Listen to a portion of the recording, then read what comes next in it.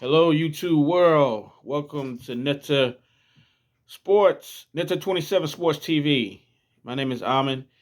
The title of this video is recap of the Cleveland Browns Pittsburgh Steelers game from Monday night. This is a recap, my analysis of the Cleveland Browns Pittsburgh Steelers game this past Monday night. And I'm going to add a few tidbits in regard to what I feel the Cleveland Browns need to improve upon this coming season.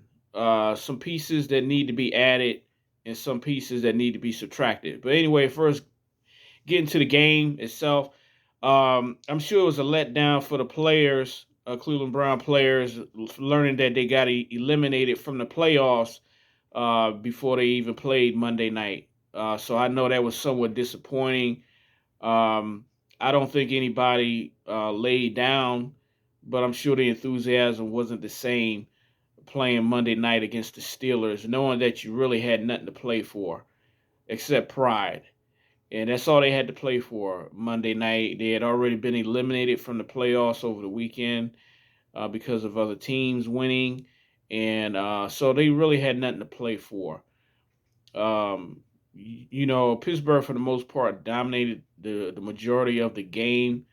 The Cleveland Browns offense in the first half was sputtering. Baker Mayfield had pressure in his face all during the first half. Uh, they only, you know, offense couldn't get going in the first half. Pittsburgh defense dominated Cleveland in the first half, and really couldn't get a consistent running game going. And I felt we were throwing the ball a little too much. And Pittsburgh defensive front, T.J. Watt, they was bringing the heat. They was bringing the heat on the Cleveland Brown offense the first half, and so we essentially got shut out the first half. Second half, we did score a touchdown, and I believe at that point it was 13-7. There was some hope of them winning, maybe coming back winning the game, but the continued pressure of Baker Mayfield, and he did make a couple of mistakes. He did have two picks. He was rattled. Pittsburgh overall had 9 sacks of Baker Mayfield. So overall, the offense didn't play very well. They didn't pass block very well, and Baker Mayfield was somewhat inaccurate. Um, so he probably shouldn't have been playing anyway. He probably should have been sat. They should have told him, "Hey, look, we're not going to make the playoffs. Just rest your body, get your surgery. Get it scheduled. Don't worry about this game. You ain't got nothing to prove." That's what the coaching staff should have told Baker Mayfield. I'm surprised they let him play, but I guess he's a very competitive guy and he wanted to play. But he probably should have been sat down. He got hit a lot, 9 sacks. It really wasn't worth it. But I know the competitor in him, he wanted to play. I respect that. Overall, though, Pittsburgh brought it last night. They were the better team. Having said that, I'm not going to criticize coaching staff too much. If I had to give the coaching staff a grade, I would give them a grade of C last night. Kevin Stefanski, he needs to tweak some things in his offense. Obviously, if you're facing a team with a dominant pass rush, a dominant edge rusher like T.J. Watt, run the ball more. You don't have to have Baker back there doing 3-step drops, throwing the ball. Because evidently, they couldn't pass block very well, especially in the first half. So just run the ball. Concentrate on running the ball. You know, um, just really questionable play calling. Kevin Stefanski calls the plays. I want people who watch this video to understand that he calls the plays.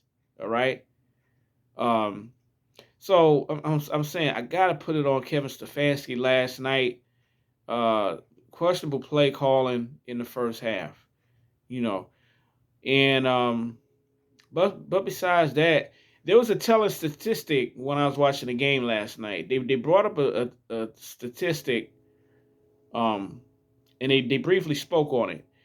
The Cleveland Browns this year were 0-6 in games in games 6 point decided by 6 points or more. They were 0-6 decided by games 6 points or more. That's a very telling statistic.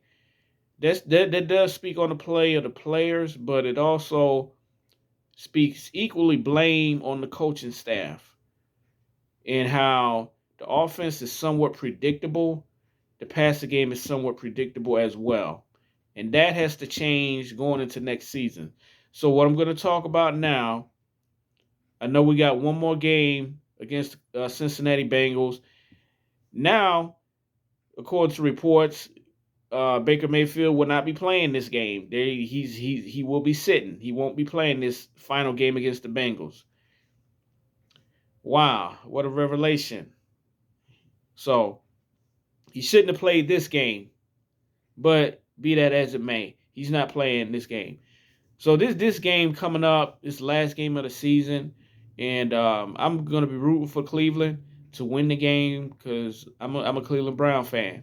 So hopefully they'll win the game. But going forward, I want to speak real quick about some of the changes that need to be made this coming season. The wide receiving core has to be addressed. I feel like they need another top receiver, all right? A young receiver who wants it. Someone like a Jamar Chase who wants it. Somebody that wants to be great, who got the physical attributes, knows how to run routes, and is somewhat physical with some speed. That's what they need. Jarvis Landry making the money he's making, I don't know if they bring him back. If they do, it has to be reduced money in a reduced role. They got to let one of the tight ends go. They can't keep three tight ends. I believe Austin Hooper is making the most money out of all the tight ends. One of the tight ends got to go. You need at least, I say, 2 more wide receivers. You need at least 2 more wide receivers that can put fear in the defense. That want it. Wide receivers who want it. When I say want it, I mean want greatness. You know, they don't want to just win, but they're selfish. They want the ball. And they know how to get open. And they're physical. That's the type of receivers that we need. We have to make an upgrade in receivers. We need at least 2 receivers. 2 upgrades at wide receiver. That has to happen. Kevin Stefanski need to add some new wrinkles to his offense. He's predictable. Other teams has figured out some of his schemes is in like the plays he like to run. He's been figured out. You know, the passing game has to be better next year. It has to be better. Baker Mayfield has to be better. Okay? The ball needs to come out his hand quicker.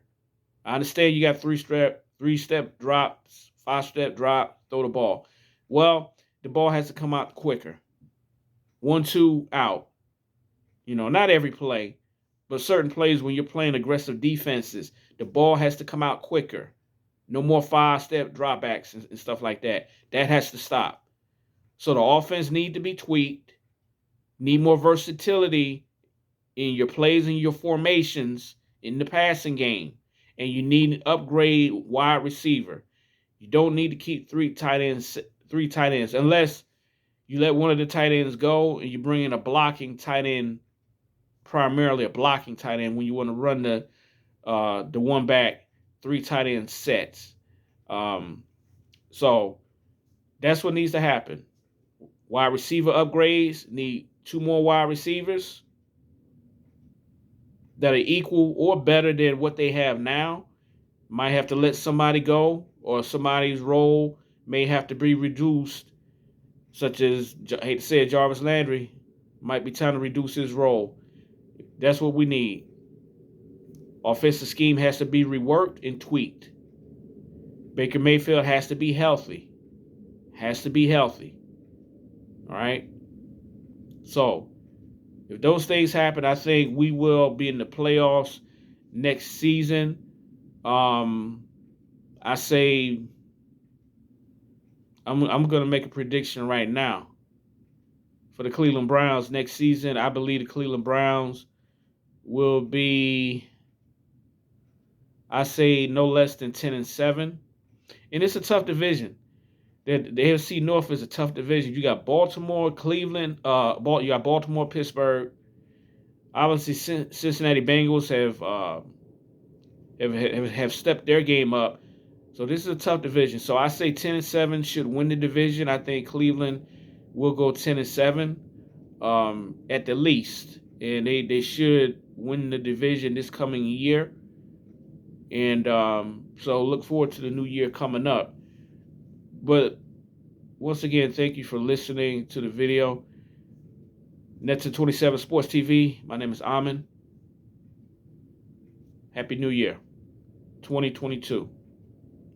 Peace.